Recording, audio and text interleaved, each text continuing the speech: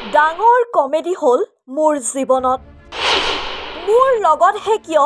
বাৰে বাৰে এনে হয় সাহিত্য সাধনাৰ নামত আচলতে চলিছে কি ডাঙৰকৈ মেলা পাতিলেই সাহিত্যৰ উত্তৰণ নুবুজায় এখন কিতাপ পঢ়ি চোৱাৰ ধৈৰ্য নথকা বৰ পণ্ডিতসকলে কেনেকৈ সাহিত্যৰ বিচাৰক হয় দুখ লাগিছে অসম সাহিত্য সভাৰ স্বৰূপ দেখি শিশু সাহিত্যৰ সাধনাত নিমগ্ন হৈ থকা মোৰ ভাইটি ভণ্টিহঁতৰ মুখবোৰ চকুৰ আগত ভাহি উঠিছে সাহিত্য সভাৰ অধিৱেশনত বঁটা ঘোষণাৰ পাছতে এইদৰে দুখ প্ৰকাশ চন্দনা পাঠকৰ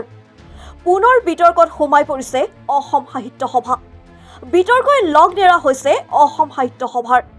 ভাষা বা বানান ভুলৰ বিতৰ্কৰ পিছতে পুনৰবাৰ বিতৰ্কত অসম সাহিত্য সভা বৰ্তমান চলি আছে ৭৭ সংখ্যক পাঠশালা অধিৱেশন ৩১ জানুৱাৰীৰ পৰা আৰম্ভ হোৱা এই অধিৱেশনৰ আজি সামৰণি পৰিব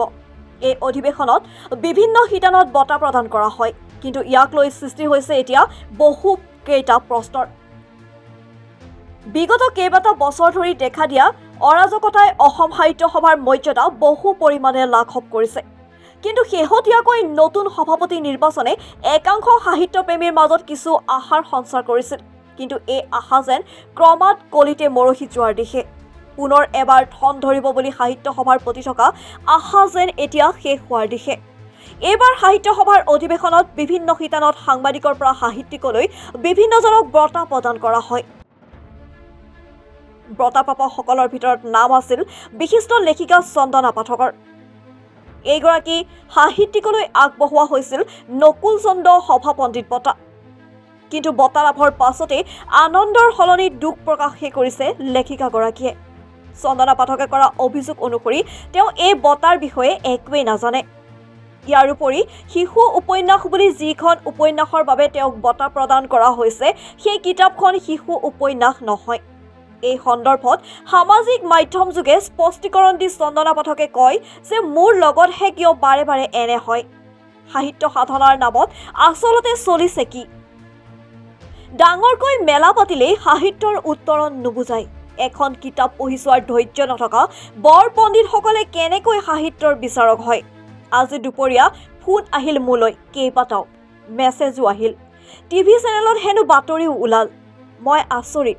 মই কোনো কিতাপ কোনো বঁটাৰ বাবে পঠোৱাই নাই কোনে কি বঁটা দিলে মোক ভাবিলোঁ হয়তো মই নহয় আন কোনোবাহে সামৰিলোঁ অলপ আগে সাংবাদিক অৰূপজ্যোতি মহন্ত দাই ফটো এখন দিলে শিশু উপযোগী গ্ৰন্থ হিচাপে মোৰ পাঠশালাৰ বাবে মোক নকুল চন্দ্ৰ সোঁৱৰণী বঁটা দিয়া হৈছে মোৰ চকু কপালত উঠিল পাঠশালা কোন ফালৰ পৰা শিশু গ্ৰন্থ কাৰ বিচাৰত এই উপন্যাসখন উক্ত বঁটাৰ বাবে নিৰ্বাচনত উঠিল এনেকৈ বঁটাবোৰ দি থকা হৈছে নেকি এনেকৈ চলেনে অসম সাহিত্য সভা প্ৰথম কথা হ'ল কোনো বঁটাৰ বাবে মই বা প্ৰকাশকে আবেদনেই কৰা নাই উক্ত বঁটাটোৰ বাবেও কৰা নাই আৰু আগলৈ নকৰোঁ দ্বিতীয় কথা হ'ল পাঠশালা কিন্তু শিশু উপন্যাস নহয় তৃতীয় কথা হ'ল এই বঁটাটোৰ বাবে আবেদন কৰা শিশু সাহিত্যিকসকলৰ মাজৰ পৰা কোনোবা এজন কিয় নিৰ্বাচিত নহ'ল সম্প্ৰতি অসমত ভালে কেইগৰাকী শিশু সাহিত্যিকে ভাল কিতাপ লিখি আছে তেওঁলোকক কিয় বঞ্চনা কৰা হ'ল চতুৰ্থ কথা হ'ল আবেদন নকৰা কিতাপ এখন কেনেকৈ এই বঁটাৰ বিচাৰ প্ৰক্ৰিয়াত সোমাল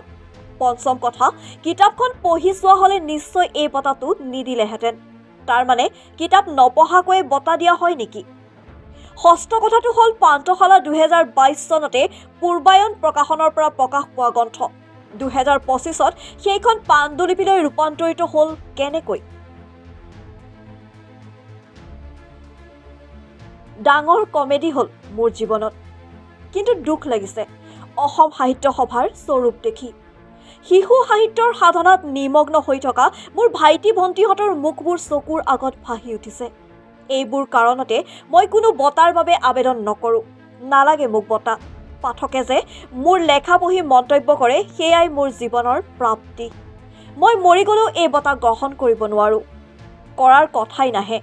ক'বলৈ গ'লে এনেকৈ এই বঁটা দি মোৰ কিতাপখনকো অপমান কৰা হৈছে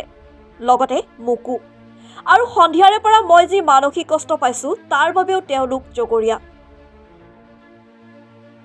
আনহাতে কেৱল চন্দনা পাঠকেই নহয়, বিভিন্নজনে সাহিত্য সভাৰ বঁটা প্ৰদানক লৈ প্ৰশ্ন উত্থাপন কৰিছে। অৱশ্যে চন্দনা পাঠকৰ অভিযোগ সন্দৰ্ভত সাহিত্য সভাই কি প্ৰতিক্ৰিয়া প্ৰকাশ কৰে সেয়াহে হ'ব লক্ষণীয়। নিউজ ডেস্ক ৰিপৰ্ট, লেংডন বাতৰি।